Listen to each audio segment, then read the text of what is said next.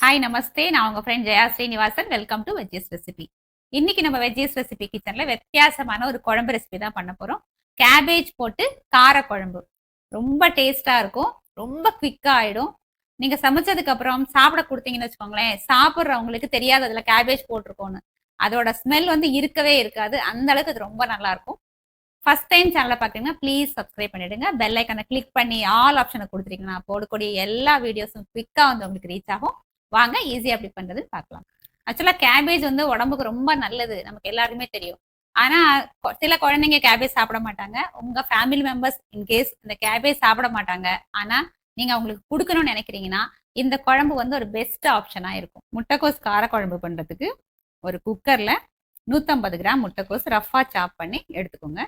ஒரு 10 பல்லு பூண்டு ஆட் பண்ணிக்கோங்க. சின்ன லெமன் சைஸ் புளியை நல்லா வாஷ் பண்ணிட்டு தண்ணியில ஊற வச்சிருக்கேன். ஊற வைக்கணும்னு அவசியம் கிடையாது, அப்படியே கூட நம்ம போட்டுக்கலாம். ஆனால் அந்த நார்லாம் இந்த மாதிரி இருக்கும் பார்த்தீங்களா, இதெல்லாம் எடுக்கிறது ஈஸியாக இருக்கும் அப்படிங்கிறனால நான் இதை ஊற போட்டு வச்சுருக்கேன். பெரிய சைஸ் கொஞ்சம் கத்திரிக்காயாக இருந்தது, அதனால் அதை இப்படி கட் பண்ணி போடுறேன். சின்ன சைஸில் மீடியம் சைஸ் அப்படின்னா 2 கத்திரிக்காய் எடுத்துக்கோங்க. நான் அது பெருசாக இருக்கனால 1 கத்திரிக்காய் எடுத்துருக்கேன். 1/4 டீஸ்பூன் மஞ்சத்தூள், இந்த குழம்புக்கு தேவையான அளவு உப்பு, 1/2 கப்பு தண்ணி. இந்த குக்கர் ஸ்டவ்வில் வச்சுட்டு ஒரு 3 விசில் வர்ற வரைக்கும் நம்ம வேக வச்சு எடுத்துக்கலாம்.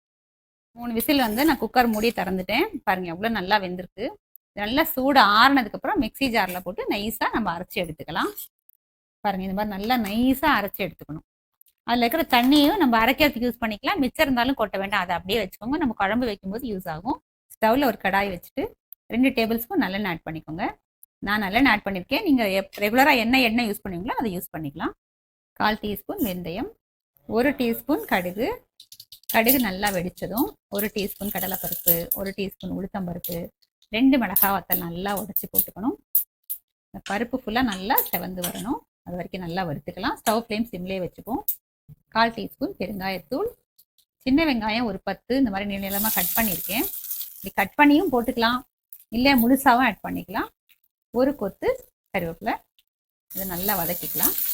சின்ன வெங்காயம் நல்லா அந்த மாதிரி கண்ணாடி மாதிரி வதங்கினதுக்கப்புறம் நான் சாம்பார் பவுடர் ஆட் பண்ணிட்டு இருக்கேன். குழம்பு மிளகாத்தூள் போட்டுக்கலாம், இல்லை வெறும் மிளகாத்தூள் மல்லித்தூள் அப்படியும் ஆட் பண்ணிக்கலாம். நான் வந்து சாம்பார் பவுடர் 2 ஸ்பூன் ஆட் பண்ணியிருக்கேன். நீங்கள் உங்கள் காரத்துக்கு தகுந்த மாதிரி ஆட் பண்ணிக்கலாம். இந்த பவுடர் போட்டு நல்லா அப்படி வதக்கிட்டோம் அப்படின்னா நல்ல ஒரு ஃப்ளேவர் கிடைக்கும். அது அந்த குழம்புக்கு வந்து ரொம்ப நல்லாயிருக்கும். இந்த குழம்புன்னே இல்லை, எந்த கார குழம்பு, வத்த குழம்பு, புளி குழம்பு எதுவாக இருந்தாலும் நம்ம போடக்கூடிய அந்த பவுடரை வந்து இந்த தாளிக்கும் போது இந்த எண்ணெயில் போட்டு வதக்கிட்டிங்கன்னா அந்த குழம்போட வாசனை வந்து ரொம்ப சூப்பராக இருக்கும். நம்ம அரைச்சி வச்சிருக்கிற விழுதை இதில் சேர்த்துருவோம். மிக்சி ஜாரில் 1 கப்பு தண்ணி ஆட் பண்ணிவிட்டு இதில் சேர்த்துக்கோங்க.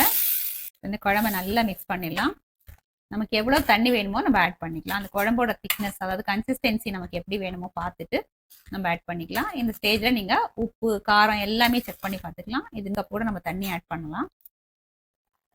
1 கப்பு தண்ணி ஆட் பண்ணியிருக்கேன். உப்பு கம்மியாக இருக்குது, நான் ஒரு 1/2 டீஸ்பூன் உப்பு ஆட் பண்ணிக்கிறேன். இது இப்போ நல்லா கொதிக்கட்டும். குழம்பு பாருங்கள் நல்லா கொதிச்சிடுச்சு. இந்த எண்ணெய் கூட லேசாக மேலே மிதக்குது. நம்ம இதில் ஸ்டார்டிங்கில் போட்டோம் இல்லையா எண்ணெய், அதுவும் நல்லா மிதக்க ஆரம்பிச்சாச்சு. நல்லா கொதிச்சிடுச்சு, நல்லா வாசனையாகவும் இருக்குது. இந்த ஸ்டேஜில் நம்ம ஸ்டவ் ஆஃப் பண்ணிக்கலாம். நம்மளோட கேபேஜ் காரக்குழம்பு சர்விங்க்கு ரெடி ஆயிடுச்சு. எவ்வளோ குயிக்காக பண்ணிட்டோம் பார்த்தீங்களா. குக்கர் வச்சோம், தாளித்தோம், குழம்பு ரெடி ஆயிடுச்சு. ஸோ காலையில் பிஸி நேரத்துக்கு இந்த குழம்பு உங்களுக்கு ரொம்ப ஈஸியாக இருக்கும். இப்போ டேஸ்ட் பண்ணி பார்த்துலாம் வாங்க. நான் கொஞ்சமாக குழம்பு எடுத்திருக்கேன்.